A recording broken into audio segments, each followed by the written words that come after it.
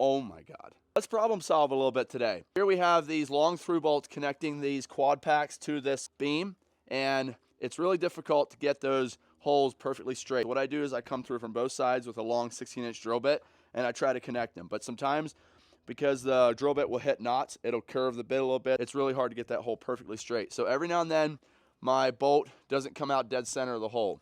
So this is how it's supposed to look right here.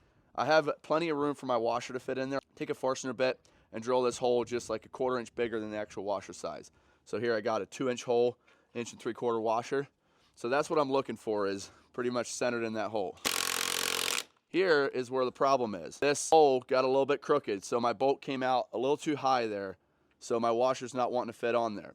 So this is how I like to fix it. Because I drill my holes 1/16 inch big, I have a little bit of wiggle room. So what I'll do is I'll take a couple nails, pop them in above the bolt, and use a punch. Make sure you don't bang the thread on that bolt. Now these nails will graze that thread a little bit, but it won't damage it to the point where you can't put the nut on. Oh my God.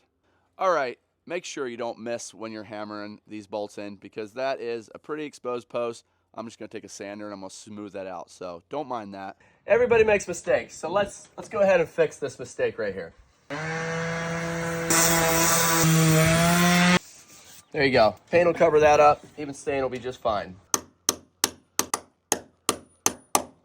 So that brought that bolt down a little bit. Now it's still a little snug in there. I'm gonna see if I can pop this washer in right like this. Now that is not as precise as I would like it to be, but from the ground, looking up at it, you won't notice that that washer's misplaced a little bit in that hole. So that's how I like to fix my bolts if my holes are a little misaligned on my through bolts.